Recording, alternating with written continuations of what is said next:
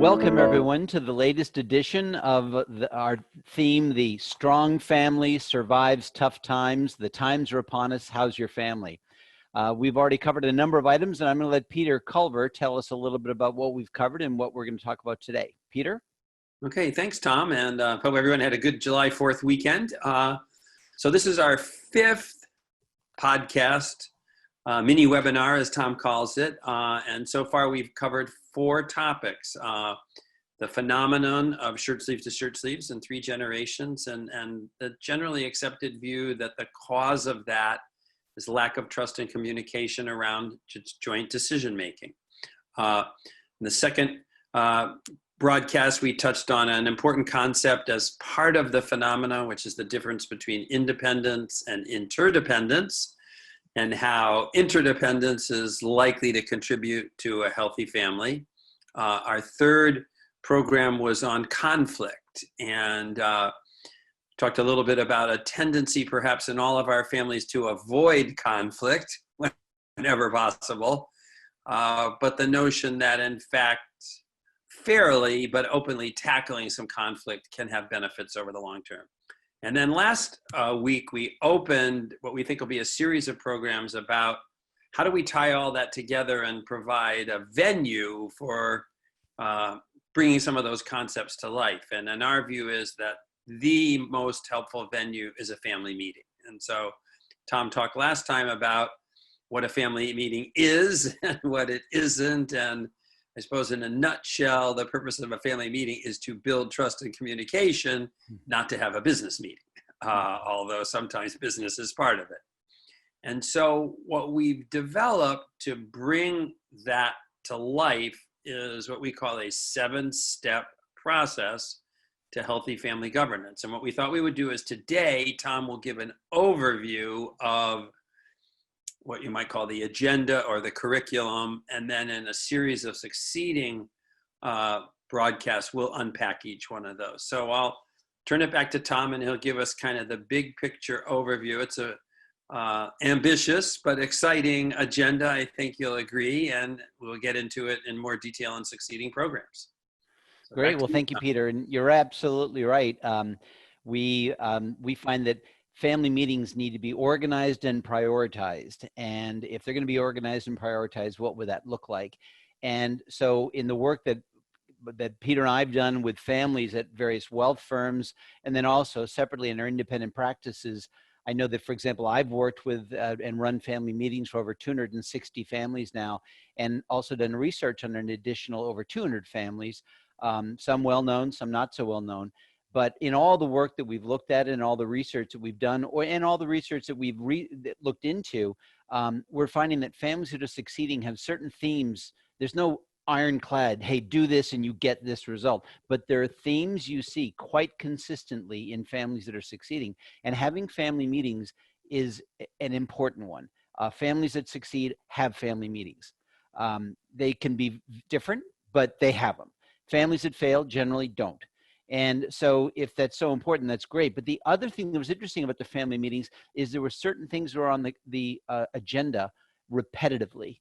Just like when you have an offsite meeting for your management team at a business, there's a repetitive process. You go through an agenda that starts with an overview, sign the minutes, and then work through a certain agenda. There's certain things. Family meetings, we find, can have an agenda as well that's often repeated. It doesn't mean you do the same thing every time, but the blocks just have different content in them. The blocks, we would break them down into 7. We used to do 6. But with COVID, we've had to go from physical family meetings to virtual family meetings. And in doing so, it made sense for us to split up one of the things we do, because you can't do as long a program on virtual as you can when you're physically with the family in the room. And so we had to break out one of them into 2 sections, and we call it the 7-step process. But the 7 steps, and these are like blocks that they can fill with different content each time. The first block we call the assessment. And usually it's we have multiple different ones we use, but it's some form of getting a sense of where is the family now. And so we use an assessment that has a series of different statements that the family reads the statements and they grade how important each one of these statements would be for their family to achieve. Like, we're really good at making decisions together. Oh, we agree. We know each other's strengths, or we know each other's values. And they indicate how important would it be for us to do this well. And on the other side, they grade, and how well are we doing at it right now? And they might say it's a 5, which is our top score on how important something is, but a 2 on how well they're doing. Well, there's a gap there. And we're looking for the biggest gaps. And what's great about it is if we take that repetitively, it shows them how well they're changing, and they may be doing better in one area and worse in another, but anyway. But so some kind of assessments, there are multiple assessments out there. That's one of the ones that we use, but and you'll see there are a number that you can find as well. But we find that's really helpful to start by getting an assessment of where are we. And so we kind of know what the ground beneath our feet is. Second step is an education. And again, is there education you can do? Of course there is. Peter and I did a lot of work with a group called the World President Organization years ago. They would have meetings every month. And I remember asking one, wow, that's a lot of money that you spend on that. I mean, are you wasting it? I mean, and all that time, are you wasting it? He said, oh no, it's worth every penny, worth every minute, because there's so much to learn. But that same person that spends one full day every month learning with his buddies wasn't going home and encouraging the family to do any learning at all together all year long. And so why wouldn't a family have an educational block? Because there's always new content you can bring in. You can bring in new speakers and talk about planning, taxes, investments, our business, you name it. So first block is the assessment. Second block is an education component. What do we need to learn? Third block is communication. Communication is the biggest reason families said they fail, lack of communication and building a good trusting way of working with each other. There are all kinds of exercises to learn a better way of communicating and learn how to communicate better. So we normally we actually take families to a very organized process to get started, but there are other things you can do around communication to build that every time we get together. Next step we go through is a values exercise. There are many of those as well. Even if you're not going to repeat a different values exercise, you can look at the agenda items of what you're thinking of doing and compare it to your value system and get a sense of, does this match our value system? For example, foundations, it's really helpful if you have a very clear idea what your values are, what your purpose is. You can then look at the new request and compare it to your value system, and it just makes it easier to say no to a whole bunch of them before you can focus on the ones that are appropriate. Same thing in many other areas. So values is the next. That's the fourth part, or the fourth block. The fifth block is this empathic communication. My wife, and that's one of the ones we kind of had to break out. To us, it's where you practice and manage conflict. It's not just, hey, how you doing, and learning your strength. I've got an issue with you and I want to figure out a way to address it in a positive way where we can come out on the end shaking hands, or at least agreeing and having gotten through a difficult issue. So my wife has created what she calls empathic communication for that, but it is something to work on every time you get together. And that's worth, dealing with what are the issues that are underneath where we are that we ought to start talking about now. All of that builds to the last two steps, which are actions we can take based on all of this. And of course, there are new actions, there are new investments we can make. There are new initiatives. We need to hire somebody for this. So what actions do we need to do between now and the next meeting? And finally, how do we then organize our plan? We call it advancement, but coordinate our plan to take into account all of this work that we just did.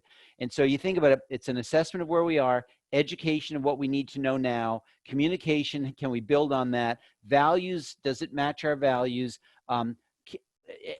Conflict management, call it that.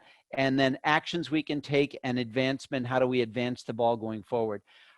Those were the most common themes we saw in families that were succeeding multi-generationally, and we replicate those basically for families that are just getting started. So that's a mouthful. We're going to try and break some of this down going forward, but I hope that gives you a sense of how a family meeting can be repetitive and yet unique and new every time. So thanks, Tom. And for all our listeners, the next session next week, we'll dig into the assessment, and maybe I'll plant a seed. I think another topic we should cover is virtual family meetings, because it's easy to jump on a Zoom like this and talk about what we do. It is a little more challenging to actually do a family meeting, but Tom has done them. And so I'll make a note myself. I think we should, this is definitely doable through the technology. We're all getting familiar with it, and it's better done than not done. And because we may be waiting months and years before we meet physically. So until next week, when we'll talk about the family assessment, thanks for listening. Yeah. Thank you. Thanks, Peter. Thanks, everybody. Bye.